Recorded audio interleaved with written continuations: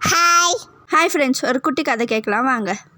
மகனே, நான் வேட்டைக்கு போயிட்டு வரேன். ராஜ்யத்தை பத்திரமா பார்த்துக்கோ. நான் தனியா தான் போறேன், யாரும் என் கூட வராதீங்க. அவரும் தனியாகவே காட்டுக்கு போனார். அங்கே ஒரு மான் இருக்குன்னு அம்பு விட்டார். அந்த அம்பு போய் ஒரு முனிவர் மேலேயே குத்துச்சு. அந்த முனிவர் தியானம் பண்ணின்னு இருந்தார். அந்த தியானத்தை கெடுத்துட்டாரு இவர். எவ்வளோ தைரியம் உனக்கு? என் தியானத்தை கெடுத்தது இல்லாம என் முன்னாடியே வந்து நின்று இருக்கியா நீ? என்னை மன்னிச்சிடுங்க முனிவரே, இந்த நாட்டோட அரசன் தான் நான் வேணும்னே பண்ணல. எனக்கு என்ன தண்டனை கொடுக்குறீங்களோ கொடுங்க, தயவு செய்து மன்னிச்சிடுங்க.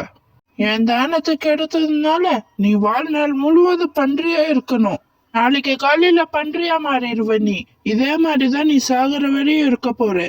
அவரு கவலையா அரண்மனைக்கு போனாரு. மகனே, காட்டுல முனிவர் மேல அம்பு விட்டுட்டேன் நானு. அதுக்கு முனிவர் எனக்கு சாபம் கொடுத்துட்டாரு. நாளைக்கு காலையில நான் பண்ணியா மாறிடுவேன். யாருப்பா அந்த முனிவர்? அவரை இப்பவே நீ காட்டு, அவனை ஒரு வழி பண்ணிடுறேன். எவ்வளவு தைரியம் இருந்தா எங்க அப்பாவே இப்படி பண்ணிருப்பான் அவன்.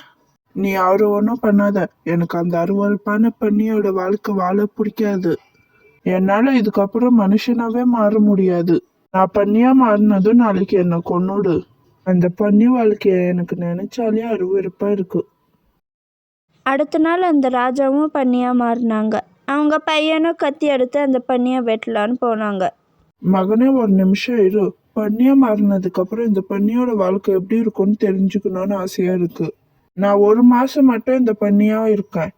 நீ அடுத்த மாசம் இதே நாள் என்னை வந்து வெட்டிடு. ஒரு மாசம் இந்த பண்ணி வாழ்க்கைய வாழ்ந்துதான் பாக்குறேன் நானு. ஒரு மாதம் அந்த பண்ணியோட வாழ்க்கை வாழ்ந்து பார்க்கலான்னு இவர் முடிவெடுத்தார். எவ்வளோ தேடியும் சாப்பாடே கிடைக்கல. சாப்பாடுக்காக ரொம்ப நடக்க வேண்டியதாக இருந்துச்சு. ரொம்பவும் கஷ்டப்பட்டார் சாப்பாடுக்கு.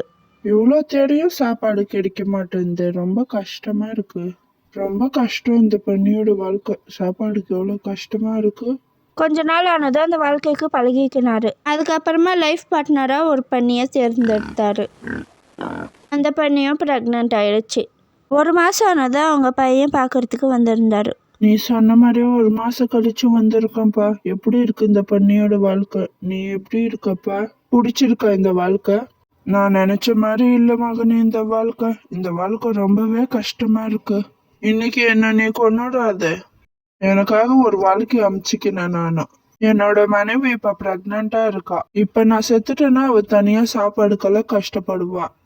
இன்னும் ஒரு 3 மாசம் கழிச்சு என்னை வந்து கொன்னுடு. அப்ப என் குழந்தைலாம் பிறந்துட்டு இருக்கும். இப்படி சொன்னது அவங்க மகன் எப்படி தான் இந்த அருவருப்பான வாழ்க்கை வாழ்கிறோன்னு நினச்சின்னு போயிட்டாரு. அதுக்கப்புறமா அந்த பன்னிகளுக்கு 2 குட்டி பிறந்துச்சு. கஷ்டமாக இருந்தாலும் சந்தோஷமாக வாழ கற்றுக்கினாங்க. 3 மாதம் கழிச்சு அவங்க பையன் திரும்பியும் வந்தாங்க. இப்படிதான்ப்பா இந்த வாழ்க்கையை நீ வாழ்ந்துன்னு இருக்க நீ. என்னால் நினச்சி கூட பார்க்க முடியல. மகனே, எனக்கு இப்போ இந்த கேவலமான வாழ்க்கை பழகிடுச்சு. சாக்கடை ஓரத்தில் கூட சமாளித்து வாழ பழகிட்டேன். இப்போ எனக்குன்னு மனைவி குழந்தை நல்லா இருக்காங்க. பொறுப்பும் அதிகமாயிடுச்சு எனக்கு. அவங்கள விட்டு எப்படி போறதுன்னா, நான் இப்படியே இருந்து இப்படியே இறந்துடுறேன். நீ என்னை கொல்லாத. என்னை நீ இப்படியே வாழ விடு. எந்த கஷ்டம் வந்தாலும் நீயும் பழகி வாழ கத்துக்கினீன்னா உன் வாழ்க்கை ரொம்பவே சந்தோஷமா இருக்கும். பிரச்சனையோட வாழ பழகினா நம்ம வாழ்க்கையும் சந்தோஷமாக இருக்கும். இந்த வீடியோ எப்படி இருந்துச்சுன்னு மறக்காமல் கமெண்ட்டில் சொல்லுங்கள். அடுத்த வீடியோவில் பார்ப்போம். பாய்.